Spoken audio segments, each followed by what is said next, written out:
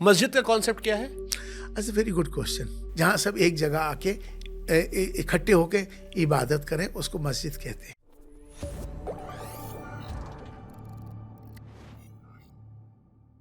ठीक है, मस्जिद का कॉन्सेप्ट क्या है? अच्छा, वेरी गुड क्वेश्चन। मस्जिद का कॉन्सेप्ट जो है जमा के माने, जहाँ सब एक जगह आके इकट्ठे होके इबादत करें उसको मस्जिद कहते हैं। और इसकी स्टार्टिंग कब हुई थी? देखिए, स्टार्टिंग से मुराद इसका मस्जिद नबवी, मतलब जो मस्जिद नबवी, मतलब मदीने की जो मस्जिद है, प्रॉफिट मोहम्मद सल्लल्लाहु अलैहि वसल्लम की जो मस्जिद है, वहाँ से इसकी शुरुआत को हम मान के चलेंगे। 14th सेंचुरी के बाद। मतलब हाँ, ये सिलसिला चलता है। century के बाद। हाँ, वो सिलसिला चलता है।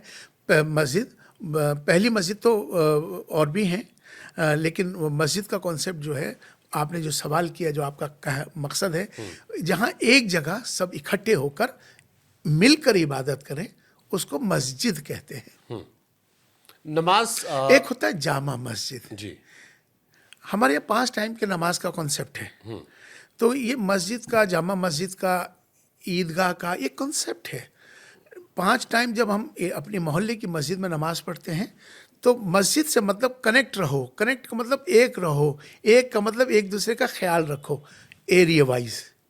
5 वक्त की नमाज पढ़ते हैं तो हम एक दूसरे से मिलते हैं 5 वक्त नमाज में, मस्जिद में। एक दूसरे से रिश्ता बनता है, रिश्तेदारियां बनती हैं।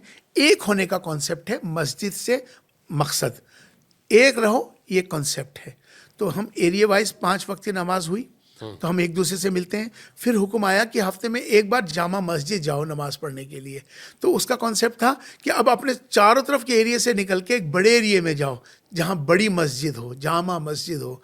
वहाँ पूरे आसपास के लोगों को एक हुक्म आया कि फ्राइडे के दिन आओ, यहाँ नमाज पढ़ो। वहाँ आपस में एक दूसरे से कनेक्ट हो, एक दूसरे से मिलो, एक दूसरे से रिश्तेदारियाँ करो, एक दूसरे के अच्छे में साथ रहो, सुख दुख में साथ रहो। अब दायरा बढ़ गया। इसी तरह से फिर साल में ईद का नमाज आई। अब वो जामा मस्जिद को छोड़ के अब आया कि सारे इलाके के लोग एक जगह इकट्ठे हों ईद की नमाज के लिए। ईदगाह में वहाँ जाएं, सब इकट्ठे होकर नमाज पढ़ें। अब एक दूसरे से मुलाकात करें, एक दूसरे से कनेक्ट हो जाओ। फिर साल में फिर एक बार आया हज का समय, बैतुल्लाह। फिर पूरी दुनिया को कहा गया तुम अब एक जगह यहाँ इकट्ठे हो जाओ।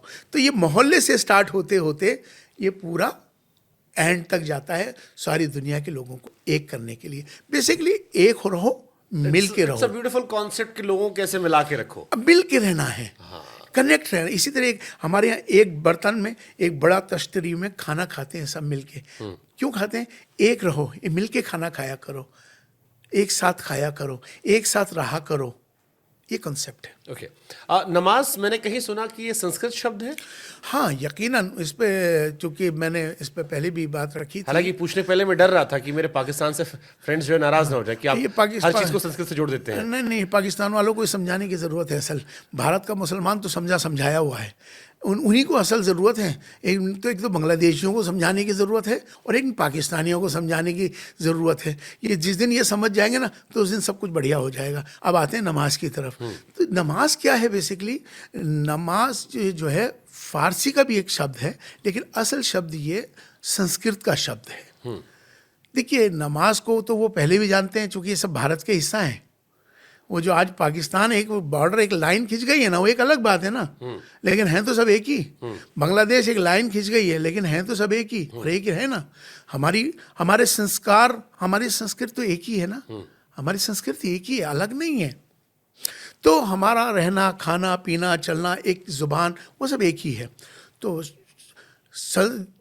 अरबी में कहते हैं सलाह, अरबी में कहते हैं सलाह, संस्कृत में कहते हैं नमाज।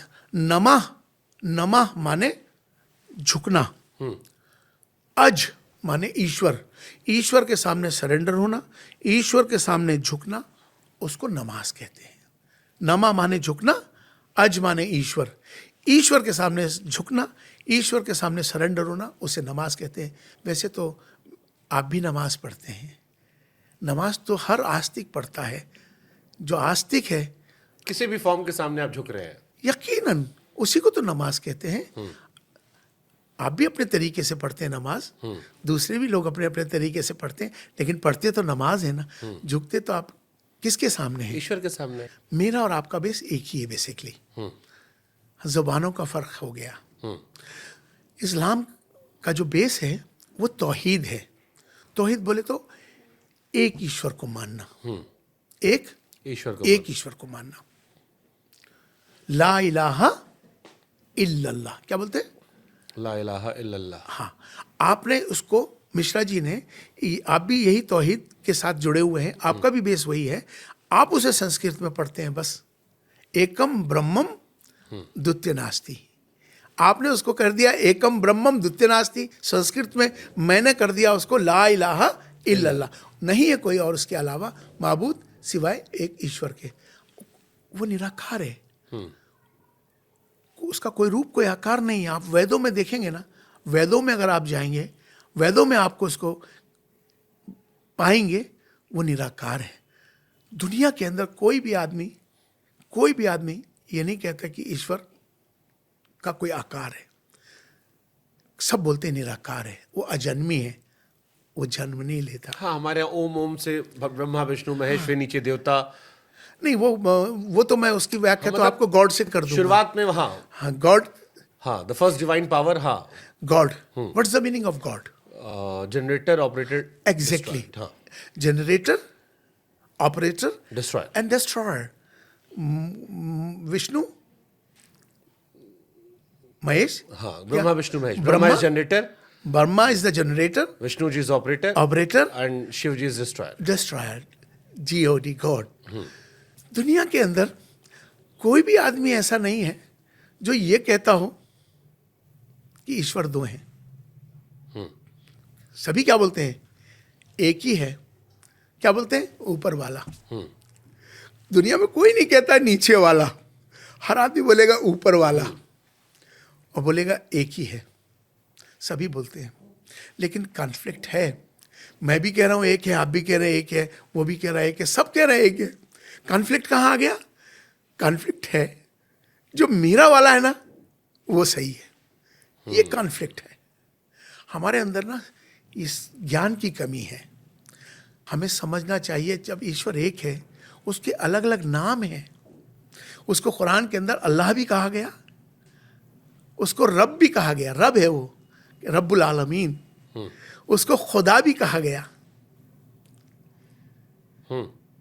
उसको अलग अलग नामों से जानते हैं, लेकिन है कौन? वो तो एक ही है।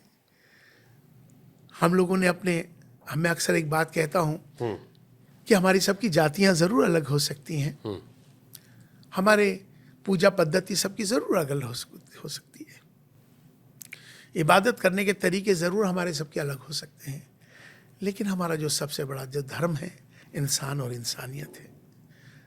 हमें उस पर काम करना चाहिए। मैं सबसे पहले एक अच्छा इंसान बनूंगा, सबसे पहले मुझे सबसे अच्छा इंसान बनना है। उसके बाद में एक अच्छा मुसलमान बनूंगा, एक अच्छा हिंदू बनूंगा। तो सबसे पहले इंसान है। हमारी पहचान क्या है? पैदा होते ही हमारी शनाख्त किससे आती है? एक इंसान से होती है। एक इंसान, उसका इंसानियत, उसका एक जो करैक्टर है, उसे हमें निभाना चाहिए। और उसका जो करैक्टर है, इंसानियत, वो क्या कहता है? एक इंसान है, उसका एक धर्म है, एक आचरण है, एक करैक्टर है, इंसानियत। तो इस्लाम की नजर में सही इंसान कौन है? इस्लाम की निगाह में नहीं, हर धर्म के, आप जनरल बात करिए। सही इंसान अच्छा इंसान कौन होता है? अच्छा इंसान जो अच्छे कर्म करता है, अच्छा इंसान वो है। जो दूसरों की भलाई करता है, वो अच्छा इंसान होता है।